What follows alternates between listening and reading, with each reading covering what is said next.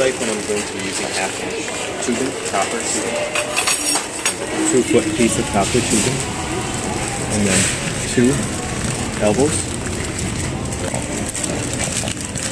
Okay. And then for the end caps, I will be using a 1-inch tube cap that will be soldered in here. Okay.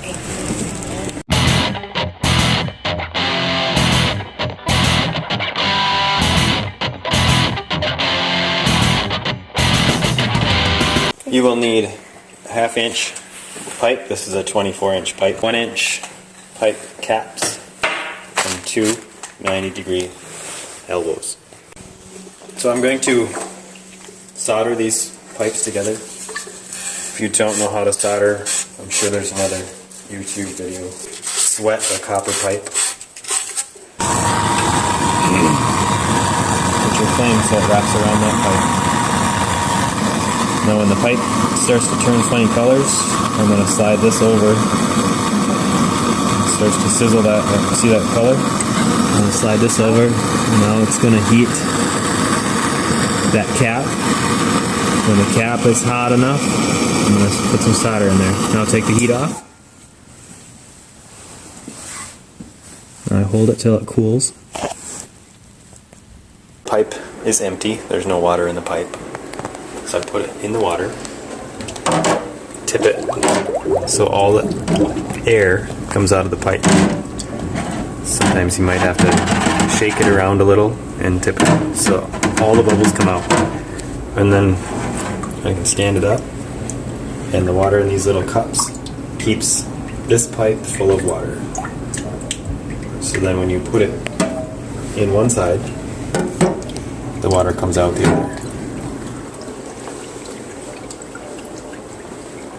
And now if this sink was closed,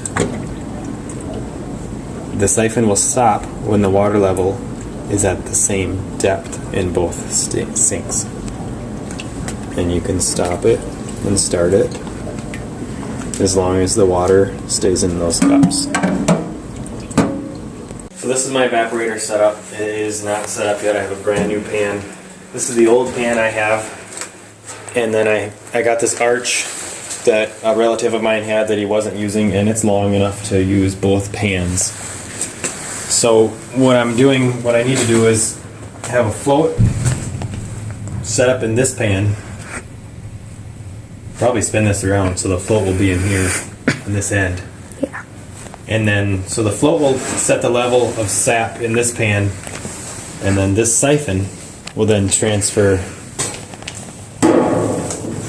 the sap from this pan to this pan, and it will travel, as it travels through these dividers, it will become syrup on this end. It will be more dense.